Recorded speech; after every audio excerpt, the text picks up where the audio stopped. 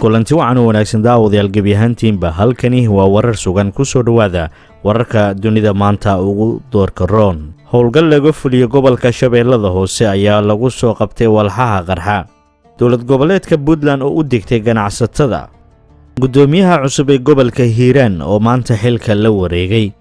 Qofkii ugu horeeyay ee Soomaaliya oo u geeriyooday caabuqa coronavirus magaalada Minneapolis. wadaad iyo xirtiisa oo lagu soo oogay in ay faafiyeen cudurka coronavirus ee dalkaasi India.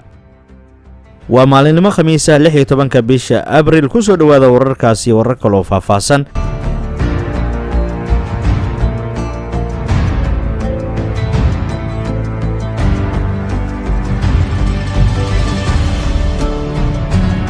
howlgal ay ka fuliyeen ciidamada dawladda federaalka ee Soomaaliya wadada isku xirta deegaanada Janaale iyo magaalada Marka ayaa halkaasi la sheegay in al-shabaab ay ku aaseen miinooyin. taliyaha ciidanka ee Generaal Cabdilxamiid Derer howlgalkaasi hogaaminayay ayaa waxay ciidanku ku guuleysteen in miinooyinkaasi ay ka saaraan wadadii lagu aasay isla markaana ay qarxiyaan. ujeedada howlgalkani ayaa taliyaha ciidanka waxa uu ku sheegay in ay ku xoojinayaan amniga deegaanadaasi u dhaxeeya ee Janaale iyo degmada Marka ee xarunta gobolka Shabeellada Hoose. warka ayaa waxa uu kaloo intaasi sii raacinaya in aysan jirin wax khasaare ah oo ciidanka ka soo gaaray intii lagu guda jiray howlgalkaasi. madaxweynaha Puntland Saciid Cabdulaahi Daani ayaa soo saaray amar lagu mamnuucayo dhoofinta birta, macdanta iyo maarta. war-saxaafadeed ka soo baxay xafiiska Daani ayaa go'aankaasi lagu socodsiiyay guud ahaan. Muxidiin Gacmay, taliyaha booliska Puntland, ayaa warbaahinta u akhriyay bayaankan ayaa faray dhinacyada ay quseyso fulitaanka amarkani. gaadiidleyda garaashleyda uu si gaara ugu digay bayaankani ayaa waxaa looga digay dhoofinta in ay iyagu u badan yihiin ayna joojiyaan dhoofinta sharci darrada ah ee ay dibadaha ugu dhoofinayaan. amarkani ayaa waxa uu ku soo aaday xilli maamulka Puntland ay horay ugu dhawaajisay in ay wado qorshayaal maalgashi oo ay u raadinayso ganacsatada maamul goboleedka Puntland. waxaa maalmihii la soo dhaafay isqabqabsi xoogan uu ka taagnaa gobolka Hiiraan ayaa maanta waxaa la gaaray xalkii ku aadanaa khilaafkaasi kaasoo u dhaxeeyay gudoomiyihii hore gobolka Hiiraan iyo gudoomiyaha cusub ee iminka loo doortay gobolka Hiiraan.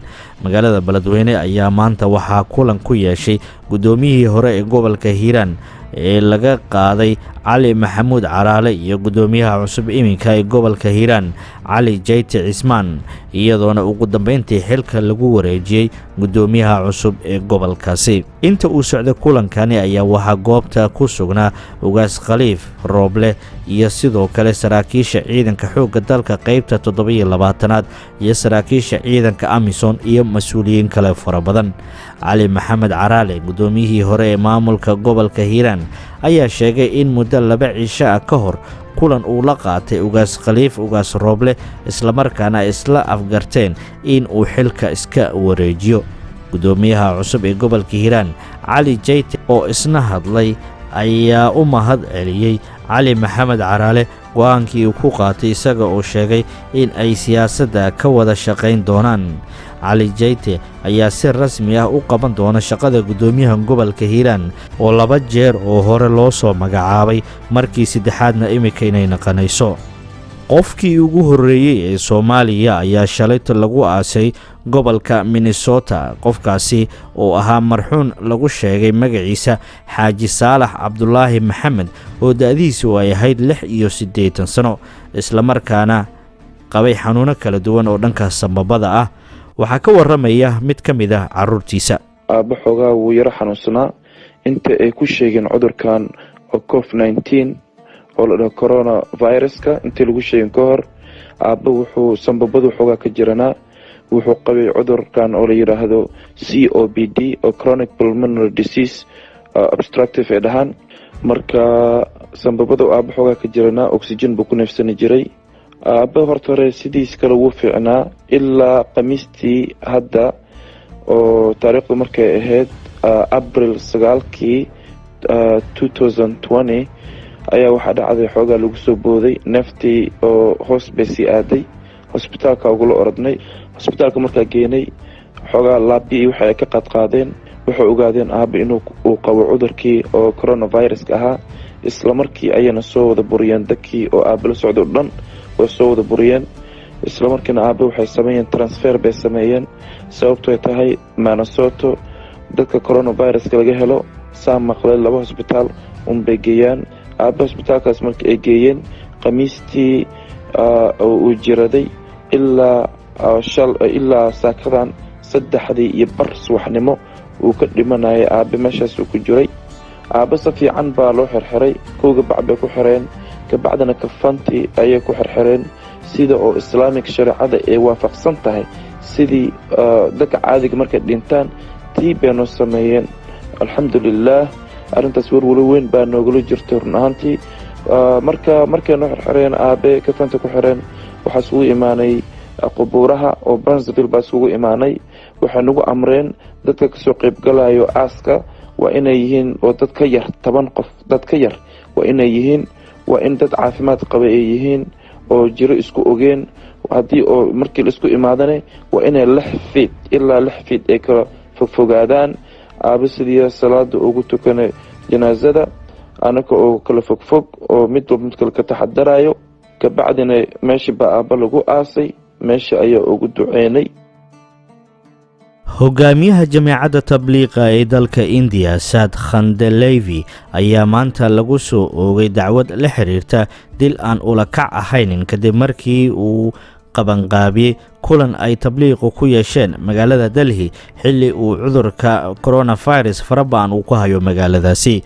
booliska ayaa waxay sheegeen in kulanka uu bilowday 3 bisha Maaj uusan dhammaanin xitaa markii ay dowladda India amar rasmi ah ay ku soo rogtay 24 bisha Maaj. waxaa shirka tabliiqa lala xiriirinaya in ka badan 1,000 kiis oo coronavirus oo lagu arkay ilaa iyo 17 gobol oo ay aaminsan yihiin in ay faafiyeen ajaanibtii ka soo qaybgalay kulankaasi. Mr. Saad ayaa jamiicada tabliiqa ee dalkaasi ay beeniyeen eedeymaha loo soo jeediyey. dacwadan ayaa si rasmi ah loogu soo oogay maanta isagoo karantiil ku jira. booliska ayaa waxay sheegeen in wadaadkani uu iska dhegatiray muddo 2 jeerna ay gaarsiiyeen ogeysiiska ayna ka dalbadeen in uu soo afjaro kulamadani isagoo markaasi kulanka uu ka socday masjid weyn ee ku yaala magaalada Delhi. ururkani ayaa sanadkii 1926 la aasaasay gobol ku yaala waqooyiga India ee loo yaqaan Mewat waxaana aasaasay wadaadkii caanka ah ee muslimka ahaa Maulana Muhammad Ilyas Kandalawi. ujeedadiisu waxay ahayd in uu diinta islaamka ku fogeeyo dunida. ururkan ayaa saameyn weyn ku lahaa dalka India xilligaasi laga soo bilaabo, isla markaana wadaadkani waxa uu doonayay in uu diinta islaamka uu gaarsiiyo guud ahaan caalamka. tan iyo markii ay xornimada qaadatay sanadkii 1947 waxa uu taageero xoogan uu ka helay gudaha dalka Pakistan iyo sidoo kale dalka Bangladesh. aasaasaha Jamaad Muhammad Ilyas ayaa lagu xusuustaa in uu yiri muslimiintu waa in ay noqdaan muslimiin wanaagsan. taasina waa hadafka ugu weyn ee ururka ay muslimiinta ku dhaxfaafinayaan dhaqanka diinta islaamka. xubnaha ururkani ayaa sheegay in uu yahay ururkani mid ka madax bannaan siyaasadda, kaas oo ay ulajeedadiisu ay tahay in ay ummadda oo dhan muslimiin ay ka dhigaan, sidoo kalena ay ku dhaqaan kitaabka Qur'aanka Kariimka. waa tahay dhegaystayaal saaxiibayaal dhammaantiinba inta ayaan ku soo koobayaa. wararkan iyo warar kaloo fara badan waxaad ka heli doontaa haddii la raalli ka noqdo. iminkaan ku mashquulsannahay website oynu u magac darnay warar sugan 24 isla warbaahinteena ah. websitekaasi musalsalo, barnaamijyo, waxyaabo kala duwan ayaad ka heli doontaan. ha moogaanina sidaa iyo nabadgelyo.